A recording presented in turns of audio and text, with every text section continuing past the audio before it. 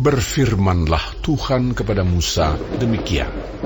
Katakanlah kepada orang Israel, supaya mereka balik kembali dan berkemah di depan Pi-hahirot, antara Migdol dan laut. Tepat di depan Baal Zefon, berkemahlah kamu di tepi laut. Maka Firaun akan berkata tentang orang Israel, mereka telah sesat di negeri ini, padang gurun telah mengurung mereka. Aku akan mengeraskan hati Firaun, sehingga ia mengejar mereka. Dan terhadap Firaun dan seluruh pasukannya, aku akan menyatakan kemuliaanku, sehingga orang Mesir mengetahui bahwa akulah Tuhan. Lalu mereka berbuat demikian. Ketika diberitahukan kepada Raja Mesir bahwa bangsa itu telah lari, maka berubahlah hati Firaun dan pegawai-pegawainya terhadap bangsa itu. Dan berkatalah mereka, apakah yang telah kita perbuat ini? Bahwa kita membiarkan orang Israel pergi dari perbudakan kita. Kemudian ia memasang keretanya dan membawa rakyatnya serta. Ia membawa 600 kereta yang terpilih. Ya, segala kereta Mesir, masing-masing lengkap dengan perwiranya. Demikianlah Tuhan mengeraskan hati Firaun, Raja Mesir itu, sehingga ia mengejar orang Israel. Tetapi orang Israel berjalan terus dipimpin oleh tangan yang dinaikkan. Adapun orang Mesir, segala kuda dan kereta Firaun, orang-orang berkuda dan pasukannya, mengejar mereka dan mencapai mereka pada waktu mereka berkemah di tepi laut, dekat Pi-hahirot, di depan Baal Zefon. Ketika Firaun telah dekat, orang Israel menoleh, maka tampaklah orang Mesir bergerak menyusul mereka. Lalu sangat ketakutanlah orang Israel, dan mereka berseru-seru kepada Tuhan, dan mereka berkata kepada Musa, apakah karena tidak ada kuburan di Mesir, maka engkau membawa kami untuk mati di padang gurun ini? Apakah yang kau berbuat ini terhadap kami dengan membawa kami keluar dari Mesir? Bukankah ini telah kami katakan kepadamu di Mesir? Janganlah mengganggu kami, dan biarlah kami bekerja pada orang Mesir, sebab lebih baik bagi kami untuk bekerja pada orang Mesir daripada mati di padang gurun ini. Tetapi berkatalah Musa kepada bangsa itu, janganlah takut, berdirilah tetap, dan lihatlah keselamatan dari Tuhan yang akan diberikannya hari ini kepadamu. Sebab orang Mesir yang kamu lihat hari ini tidak akan kamu lihat lagi untuk selama-lamanya. Tuhan akan berperang untuk kamu, dan kamu akan diam saja.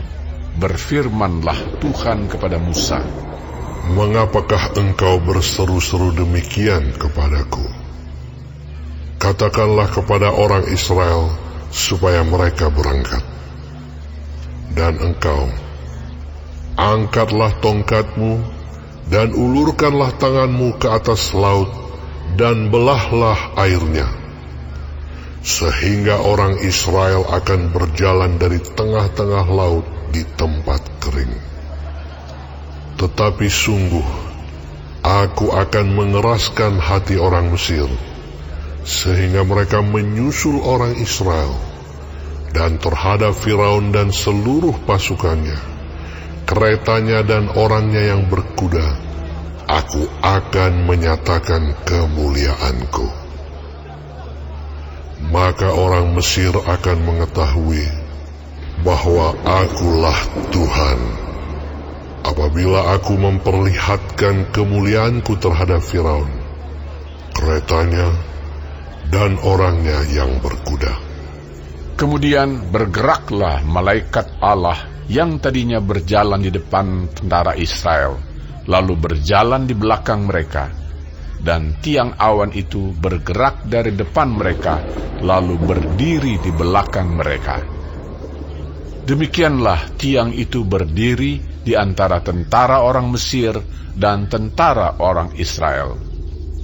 Dan oleh karena awan itu menimbulkan kegelapan, maka malam itu lewat, sehingga yang satu tidak dapat mendekati yang lain semalam-malaman itu. Lalu Musa mengulurkan tangannya ke atas laut, dan semalam-malaman itu Tuhan menguakkan air laut dengan perantaraan angin timur yang keras, membuat laut itu menjadi tanah kering, maka terbelahlah air itu. Demikianlah orang Israel berjalan dari tengah-tengah laut di tempat kering, sedang di kiri dan di kanan mereka air itu sebagai tembok bagi mereka. Orang Mesir mengejar dan menyusul mereka. Segala kuda Firaun, keretanya dan orangnya yang berkuda, sampai ke tengah-tengah laut. Dan pada waktu jaga pagi, Tuhan yang di dalam tiang api dan awan itu memandang kepada tentara orang Mesir, lalu dikacaukannya tentara orang Mesir itu.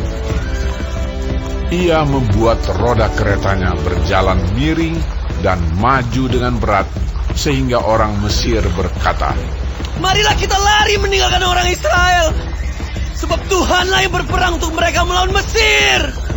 Berfirmanlah Tuhan kepada Musa, Ulurkanlah tanganmu ke atas laut, supaya air berbalik meliputi orang Mesir, meliputi kereta mereka dan orang mereka yang berkuda.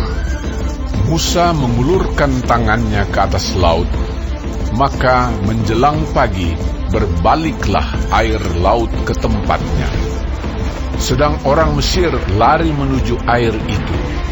Demikianlah Tuhan mencampakkan orang Mesir ke tengah-tengah laut. Berbaliklah segala air itu, lalu menutupi kereta dan orang berkuda dari seluruh pasukan Firaun, yang telah menyusul orang Israel itu ke laut. Seorang pun tidak ada yang tinggal dari mereka. Tetapi orang Israel berjalan di tempat kering dari tengah-tengah laut, sedang di kiri dan di kanan mereka air itu sebagai tembok bagi mereka. Demikianlah pada hari itu Tuhan menyelamatkan orang Israel dari tangan orang Mesir.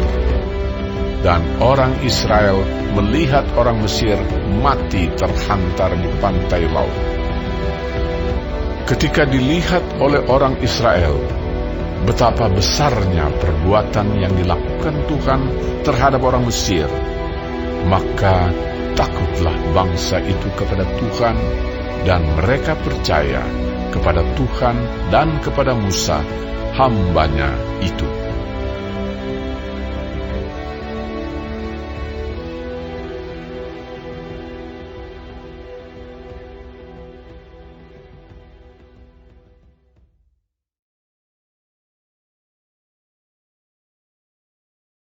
Pada waktu itu, Musa bersama-sama dengan orang Israel menyanyikan nyanyian ini bagi Tuhan yang berbunyi, Baiklah aku menyanyi bagi Tuhan, sebab Ia tinggi luhur, kuda dan penunggangnya dilemparkannya ke dalam laut. Tuhan itu kekuatanku dan mazmurku, Ia telah menjadi keselamatanku. Ia Allahku, ku puji Dia. Ia Allah Bapakku, ku luhurkan Dia. Tuhan itu pahlawan perang, Tuhan itulah namanya. Kereta Firaun dan pasukannya dibuangnya ke dalam laut. Para perwiranya yang pilihan dibenamkan ke dalam laut teberau. Samudra raya menutupi mereka. Ke air yang dalam mereka tenggelam seperti batu. Tangan kananmu Tuhan mulia karena kekuasaanmu. Tangan kananmu Tuhan menghancurkan musuh. Dengan keluhuranmu yang besar, engkau meruntuhkan siapa yang bangkit menentang engkau. Engkau melepaskan api murkamu yang memakan mereka sebagai tunggul gandum. Karena nafas hidungmu segala air naik bertimbun-timbun. Segala aliran berdiri tegak seperti bendungan. Air bah membeku di tengah-tengah laut. Kata musuh, aku akan mengejar, akan mencapai mereka, akan membagi-bagi jarahan. Nafsuku akan kulampiaskan kepada mereka, akan kuhunus pedangku. Tanganku akan melenyapkan mereka. Engkau meniup dengan taupanmu, laut pun menutupi mereka. Sebagai timah, mereka tenggelam dalam air yang hebat. Siapakah yang seperti engkau di antara para Allah, ya Tuhan? Siapakah seperti engkau, mulia karena kekudusanmu, menakutkan karena perbuatanmu yang masyhur. Engkau pembuat keajaiban. Engkau mengulurkan tangan kananmu, bumi pun menelan mereka. Dengan kasih setiamu, engkau menuntun umat yang telah kau tebus. Dengan kekuatanmu, engkau membimbingnya ke tempat kediamanmu yang kudus.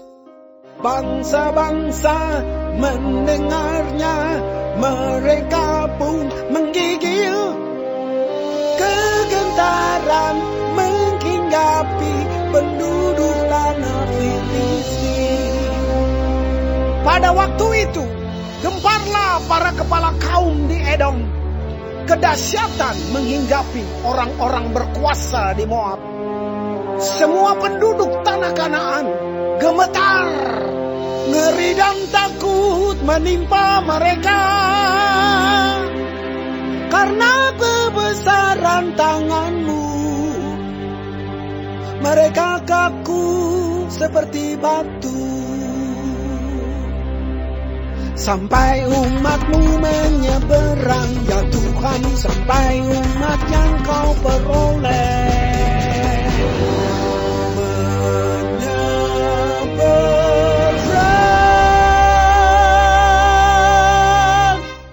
Engkau membawa mereka dan kau cangkokkan mereka di atas gunung milikmu sendiri,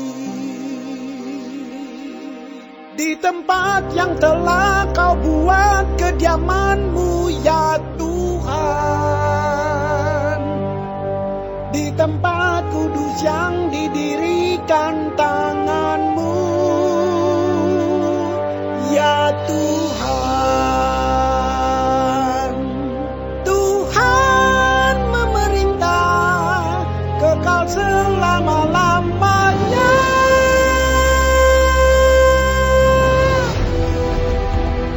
Ketika kuda Firaun dengan keretanya dan orangnya yang berkuda telah masuk ke laut, maka Tuhan membuat air laut berbalik meliputi mereka. Tetapi orang Israel berjalan di tempat kering dari tengah-tengah laut. Lalu Miriam Nabiah itu, saudara perempuan Harun, mengambil rebana di tangannya, Dan tampillah semua perempuan mengikutinya, memukul rebana serta menari-nari. Dan menyanyilah Miriam memimpin mereka. Menyanyilah bagi Tuhan, sebab Ia tinggi luhur. Kuda dan penunggangnya dilemparkannya ke dalam laut. Musa menyuruh orang Israel berangkat dari Laut Teberau. Lalu mereka pergi ke padang gurun Syur. 3 hari lamanya mereka berjalan di padang gurun itu dengan tidak mendapat air. Sampailah mereka ke Mara, tetapi mereka tidak dapat meminum air yang di Mara itu, karena pahit rasanya. Itulah sebabnya dinamai orang tempat itu Mara. Lalu bersungut-sungutlah bangsa itu kepada Musa, kata mereka, Apakah yang akan kami minum? Musa berseru-seru kepada Tuhan, dan Tuhan menunjukkan kepadanya sepotong kayu. Musa melemparkan kayu itu ke dalam air, lalu air itu menjadi manis. Di sanalah diberikan Tuhan ketetapan-ketetapan dan peraturan-peraturan kepada mereka, dan di sanalah Tuhan mencoba mereka, firman-Nya. Jika kamu sungguh-sungguh mendengarkan suara Tuhan Allahmu, dan melakukan apa yang benar di matanya, dan memasang telingamu kepada perintah-perintahnya, dan tetap mengikuti segala ketetapannya, maka aku tidak akan menimpakan kepadamu penyakit manapun yang telah kutimpakan kepada orang Mesir. Sebab aku Tuhanlah yang menyembuhkan engkau. Sesudah itu sampailah mereka di Elim. Di sana ada 12 mata air dan 70 pohon korma. Lalu berkemahlah mereka di sana di tepi air itu.